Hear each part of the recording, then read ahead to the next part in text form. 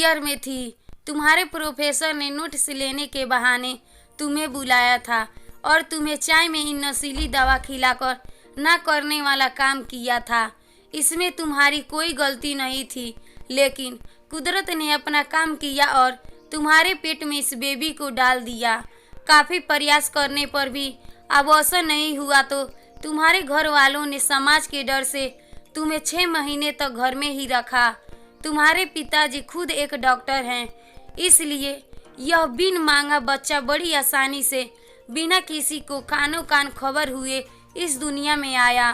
भविष्य में तुम्हारी शादीशुदा जिंदगी में कोई प्रॉब्लम ना हो, इसलिए तुम्हारे पिता ने इस बच्चे को गांव के एक अनाथ आश्रम में छोड़ दिया।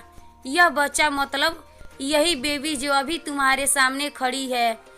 अगर अभी भी विश्वास नहीं हो रहा है तो इस बच्ची के गाल का वो तिल देख लो जो शायद तुमने उसे आखिरी बार रोते हुए देखा होगा, या फिर अपने पिताजी से पूछ लो।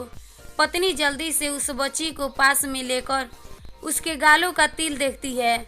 उसका मन भर आता है, उसकी आंखों में आंसू आ जाते हैं, लेकिन अभी भी चिट्ठी बाकी है, इसलिए वो आगे पढ़ती है। मुझे पता है अभी भी तुम्हारे मन में यह सवाल उठ रहा होगा कि यह सब मुझे कैसे पता।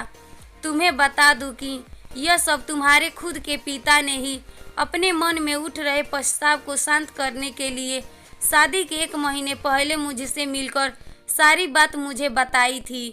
उन्होंने ये भी कहा था कि अगर मैं चाहूँ तो शादी से इनकार कर सकता हूँ। मैंने तुम्हें स्वीकार किया क्योंकि इस पूरी घटना में तुम्हारी कोई गलती नहीं थी और हमारी शादी हो गई।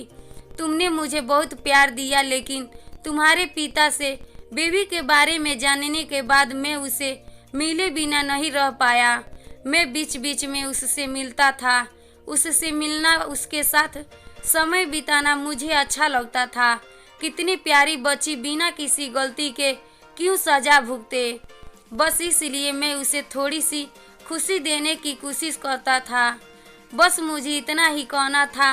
अब अगर तुम फिर से अपने घर आकर मेरे साथ रहना चाहो तब और सिर्फ तभी गैलरी में आ जाओ। तुम्हारा और सिर्फ तुम्हारा डियर पति। बिना एक क्षण की भी देरी के पत्नी दौड़कर गैलरी में पहुंची और रास्ते पर उसका पति खड़ा था। उसके चेहरे पर मुस्कान था, पत्नी की आंखों में आंसू था। कारण कुछ भी हो, अपने दोनों के बीच में कभी भी शक की थोड़ी सी भी जगह मत दो, क्योंकि दुनिया में हर बीमारी का इलाज है, लेकिन शक नाम की बीमारी का कोई इलाज नहीं है। मन शांत रखो, जो भी मन में आए एक दूसरे को बताओ।